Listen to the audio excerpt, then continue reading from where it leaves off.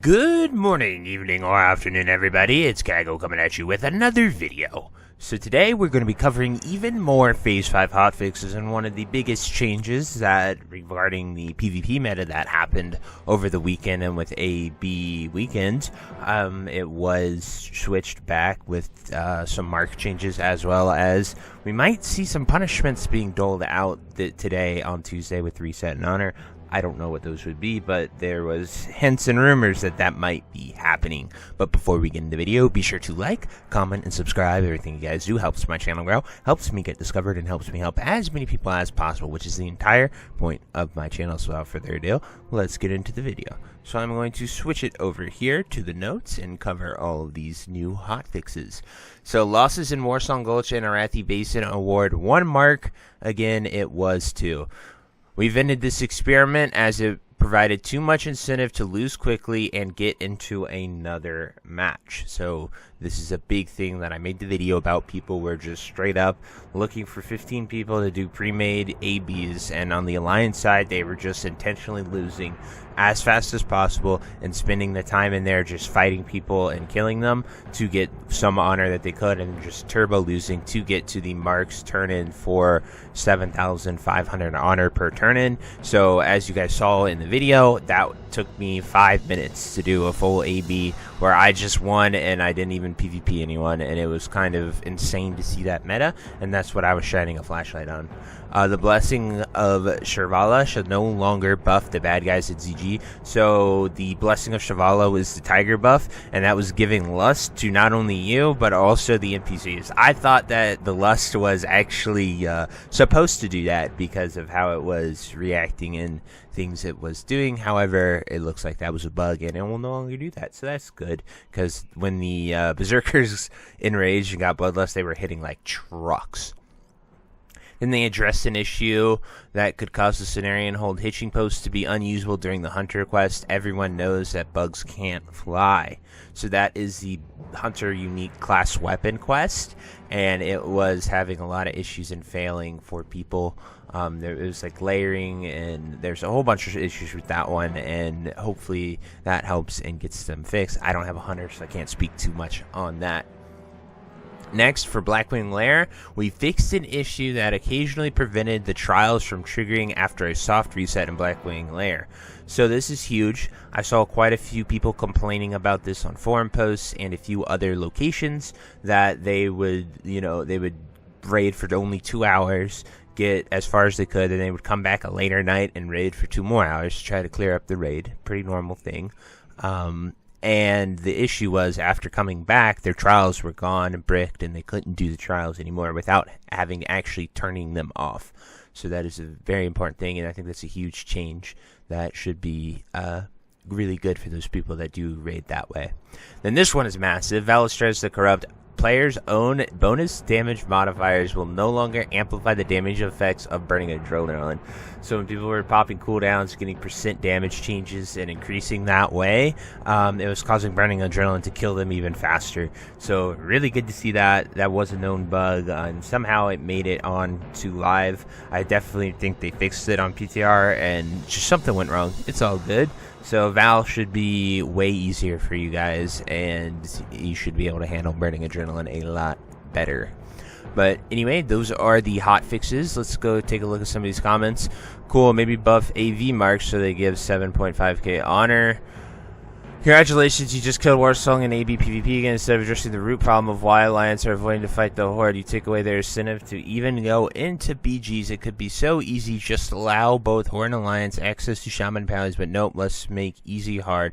This would all continue to just not get, and I really hope the higher up see how you fumbled the bag here and send you to develop for Turtle WoW or some mobile crap. Bring in other people for a Classic Plus. That dude's really mad.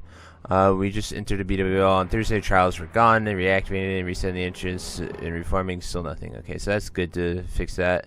Experiment, by the way, how currently lazy. How about incentivizing extra honor for actually playing BGs? Can we have our 0.5 and dual spec NPC vendor back in Ironforge? He was there in Ironforge. I saw him yesterday in the video. We literally walked right past him. Maybe they moved him or something. I'm not sure. So it's a lazy beezy issue. Honestly, you guys are awful. Okay, how would you fix it? Increase honor gains by completing objectives. Honor per hour is all this does. I don't know this, but Alliance does not try to win AV. They just get honor after base objectives. Lieutenant, the 75 mark turn-in may have brought back the pre-made meta, which is interesting, I guess. All you scrubs who banned pre-mades of GDKP before must be happy. My solution would be make Ashtonville type events the highest honor per hour applied to Blackrock Mountain, honor gain to different zones, and add AV style ghost respawn or STV ghost respawns. It makes no sense to build new content for SOD and have it be trapped in phase 1. Also, we should get rid of faction in battlegrounds. I actually like this solutions a lot. I think that this is a really good way to go about this to solve it, because one reason that I see happen all throughout WoW over and over and over again is that people tend to go to what is the most X per hour.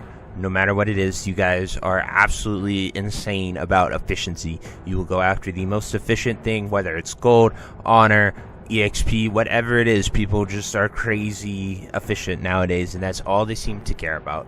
And so I do really like what that guy said, because we have the Phase 1 Ashen Vale event, we have the STV Blood Moon events, like those are in the game. We have Blackrock Mountain, which people still do. But it is just really weird to see that sort of content just sort of sit there, because you could very easily now scale it up to 60 max level and have people be rewarded with the same honor that the Blackrock Mountain event gives. You have the respawn events there too.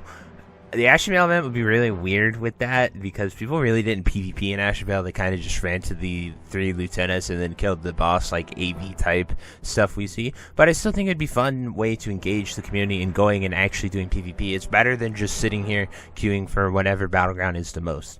Now, one major concern I also have about this is pre-mades. So I don't know if pre-made queues match with pre-made queues still. I know they have put that in there, and then they've taken it out, and they've disabled it. So they've done a lot with this and gone back and forth a ton of times. So if the only worry I have is now people are going to do 15-man pre-made ABs and 10-man pre-made war songs and just stomp with those, and then that's going to be the meta that it is. So the solo player is still going to get screwed, and that really sucks, because there are a lot of people that just sort of want to queue up for a battleground and do a battleground, and those are the casual dad gamers that, you know, they just want to do some PvP on their limited time playing, and if they just go in and just get stomped by a 10-man pre-made, it's not very fun.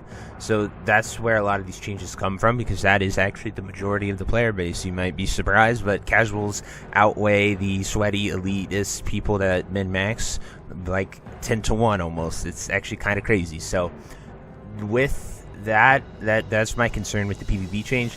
Obviously, I was outspoken in the other video. You should go check that out if you want to hear all my thoughts on the PvP meta and that sort of thing developing.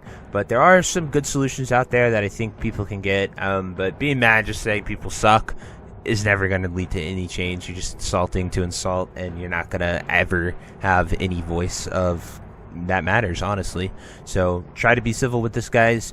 Talk like adults, and you might see some real change to get the game you love where you want to be. I don't really PvP too much, so there's not much input I can put on other than just being a sort of casual observer. But when I did PvP, I would have hated to just go in there and do what we did. And I'm glad the AB meta is gone. So anyway, I truly hope you enjoyed this video. And until next time, I'll see you later. Have a great day. Bye-bye. Hey you. Yes you. Are you still there? Well, I appreciate you for taking the time to watch this entire video and making it to the end here. If you enjoyed this video, definitely check out the other videos about World of Warcraft listed in these playlists down below. And thank you again. Have a great day. Bye-bye.